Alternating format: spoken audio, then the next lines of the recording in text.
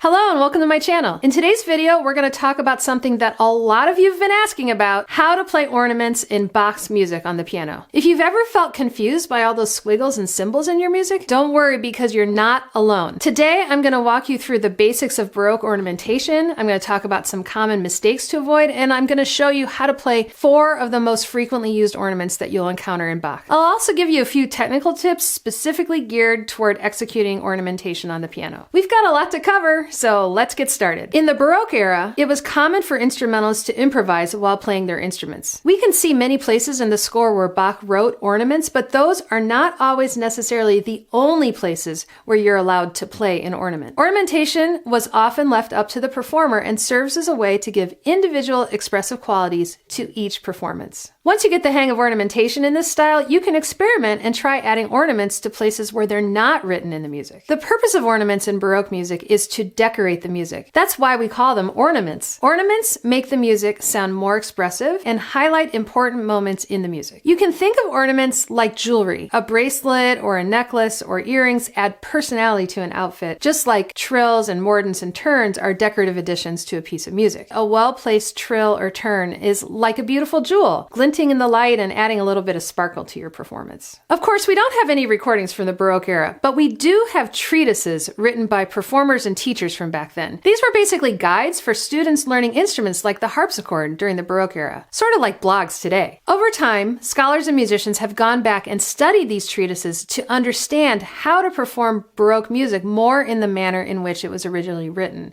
And that's what started the early music movement. One of the best known treatises that gives us guidance on how to play Baroque ornamentation is called Essay on the True Art of Playing Keyboard Instruments by C.P.E. Bach, one of J.S. Bach's sons, which honestly has a pretty misleading title because this is a hefty book, not an essay. From treatises like this, we know that certain symbols represent specific ornaments in Baroque music. So when you see one of these symbols, it tells you exactly which combination of notes to play to decorate that particular note. This book has an entire chapter called Embellishments. And in that chapter, he goes through and he shows you exactly what to do when you see each specific symbol. Now, at this point, you might be wondering, do I really need to read a book from 1753 to learn how to play a trill in Baroque music? No, not really. But if you want to do a deep dive, this is your book. Another more recent overview of ornamentation in Bach's keyboard music is the opening section of Bach's Well-Tempered Clavier, Book 1, the Alfred edition. And this section, called the Ornaments, has a distillation of basically the information in this book, but written in more contemporary language and showing examples from the Well-Tempered Clavier. I'll put a link to both of these books in the description below this video so you can check them out if you're interested. Now I'm going to show you 4 of the most commonly played types of ornaments that you're going to find in Bach's music. We're going to talk about trills, mordents, appoggiaturas, and turns. For trills, we always start with the note above the printed note. Usually a trill will last 4 notes in total. And a trill is notated in 2 different ways, like this. You can see there's a cursive TR, or there's the spiky squiggle, which doesn't have a line through it. To play a trill in Bach, we're going to start on the note above the note that's printed on the page, and we're going to play 4 notes and end on the note that is printed on the page. It will look like this. That's a trill on the note C major. It'll usually be fast. If it's a longer trill, we just start on the note above the printed note and then end on the note that's printed. Let's look at this in context. I'm looking at Bach's 4th Invention in D minor. In measure 15, we have this B flat, and then we have a trill written over the A. So that'll be 4 notes. And then we have a trill. Then we have a longer trill. People usually play this longer. This is what that would sound like.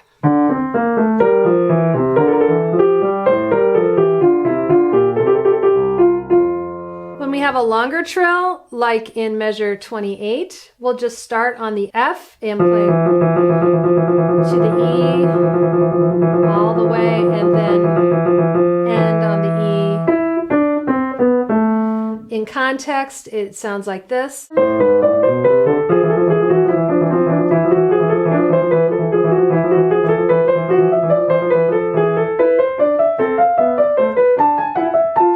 another trill. The next type of ornament I want to talk about is called the mordent. Students often get confused between the trill and the mordent. A mordent looks similar to a trill, except it has a line through the actual ornament itself. So if you see something that looks like a trill, but it's got a line through it, that's actually a mordent. A mordent starts on the note that's printed on the page, and then you go to the note below it, and then come back to the note that you started on. And a mordent is usually 3 notes. Here's what a mordent would sound like if we start on C. For an example of a mordent, let's just look at the very next invention, the one in E flat major. We start with a mordent on the very first note. And then we have another one here. And what we want here is to play not the chromatic lower neighbor, it'll be the lower neighbor in the key we're in. So here, this will be E flat to D, and this will be G to F.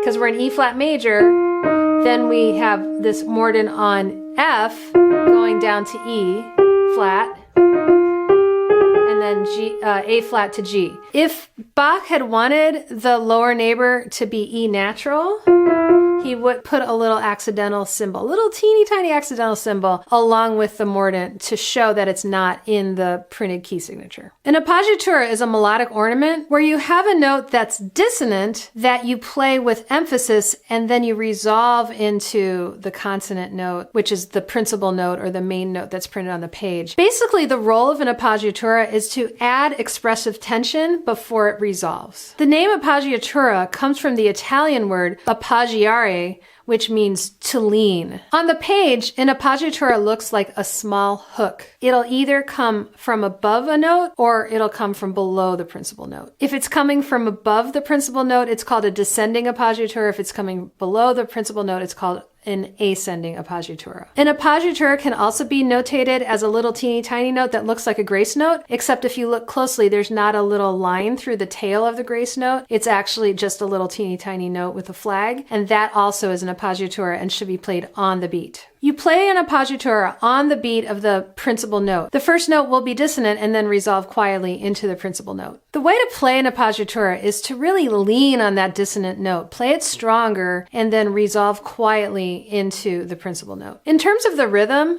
the appoggiatura takes some time away from the main note. So for example, if the principal note is a half note, the appoggiatura will take approximately half of that note value, so you'll basically play 2 quarter notes. You see a lot of appoggiaturas in slow movements, and that is simply because appoggiaturas themselves tend to be very expressive because of that strong dissonance that resolves. That enhances the expressive quality of these slow movements. Let's look at an appoggiatura in context. I'm looking at the Sarabande movement of Bach's G major French suite. You will see an appoggiatura in the second measure. We start on the D as a quarter note, and then you see a half note, and then you see an appoggiatura combined with a mordent, which we just talked about.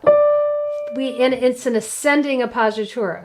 So we'll start on the D, we'll give that emphasis, and then we'll go up to the E. Since there's a mordent on the E, then we'll do the mordent on the second note.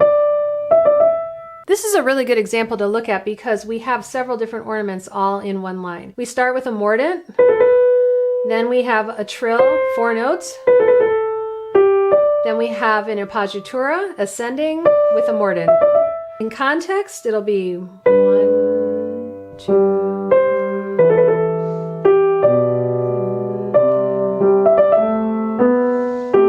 another appoggiatura. That's a descending appoggiatura. We start on the G and then we resolve into the F sharp. 4 notes from above, it's a trill.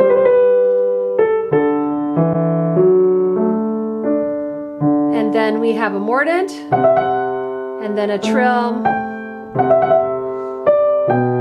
mordent.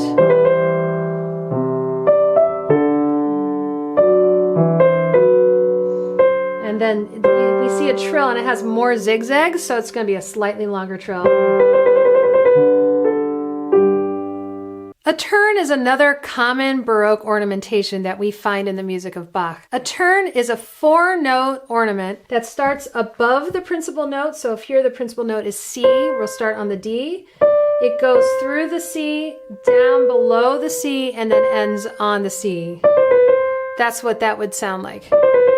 A turn looks like kind of a curved line, like a curlicue almost in the music. And we often see it in places where we need to play fast. In fact, CPE Bach wrote in his True Art of Playing Keyboard Instruments that turns are almost always played quickly. So I'm going to look here at an example in Invention number 11 in G minor. And we're looking at measure 16 in the right hand. Then we have a turn on the B. So we start not on the B, but we start on the note above it. And usually we don't want to stop. We want to go right into the next. So it'll sound like 4 30-second notes in this case. So in context, the right hand alone. And so there we have it. Trills, Mordents, Appoggiaturas, and turns. Playing ornaments in Bach can be technically challenging because we feel like there are a lot of notes to fit in and the music's already going by pretty fast. So I'm going to just show you a couple little technical things to look out for as you're working on adding ornamentation to your Bach pieces. Let's look at his first invention. It starts off and we have a trill. Okay, so what's really important technically is we need to move our fingers very quickly. A lot of students have a hard time with the whole ornament speaking because they don't lift their finger off the first note when they play it, so it kind of goes, and then they can't play the second C. So make sure that your fingers are active and that you feel very sensitized to that point where your fingers come into contact with the keys. Another thing to do is make sure that you don't use extra motion that you don't need to make. So I'm going, notice I'm just doing that. I'm not doing a giant motion with my fingers because I don't have time in this context because it's got to kind of move.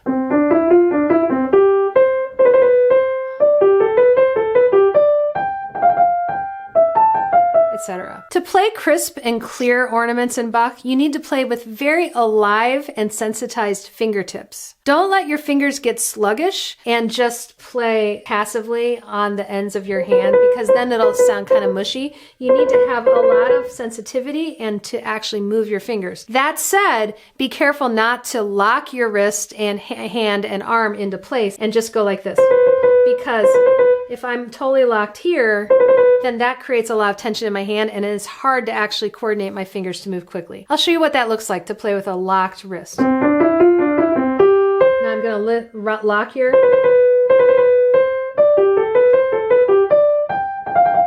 I can do it, but it's not shaped at all. It's pretty heavy. I want to come off, so I'm lifting a little with my wrist.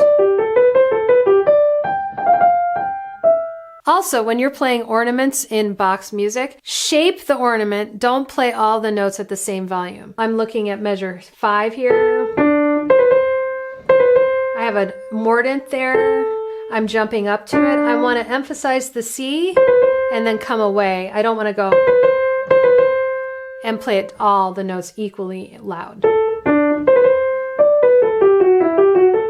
etc. And my last technical tip for you is to work on your ornaments slowly and gradually increase the tempo. A lot of times students make the mistake of just trying to play the ornament super fast, and then that creates a lot of tension and it creates an accent. Go ahead and learn it very melodically. I'm looking into measure 7 and 8. Notice I'm emphasizing the first note and coming away. I'm practicing releasing my wrist so that I can then go and not lock my hand when I get there. A lot of times people feel a lot of tension. They're normal here, and then they freeze up, and then they have a difficult time executing it. Those are some technical tips. Play with alive and active fingertips. Be sensitive to the place where your fingers come into contact with the keys. Use a loose hand and wrist to help your fingers don't freeze up your wrist and hand. And also stay close to the keys so that you're not wasting a lot of extra motion. Play the first note of the ornament, often more emphasized than the rest of them, and shape, and also practice them slowly. Now I'm going to go over 5 common mistakes that students make when they're playing Baroque ornaments on the piano. The first mistake is playing them all the same. It can be tempting to play ornaments the same way every time, but Baroque ornaments completely depend on the context. Sometimes they need to be slow and expressive, while other times they should be quick and light. It all depends on what's going on in the character of the music. The second common mistake I see is always starting trills or ornaments on the main note. The main note means the note that's printed in the score. That's actually more of a Romantic era style. In Baroque music, especially with Bach, if you see a trill, then that will mean start on the note above the printed note. The third common mistake that I see students make with ornamentation in Baroque music is accenting the ornaments too heavily. Students often put too much emphasis on the first note of an ornament, which results in unnecessary accents and disrupts the flow of the phrase. Ornaments should feel like natural embellishments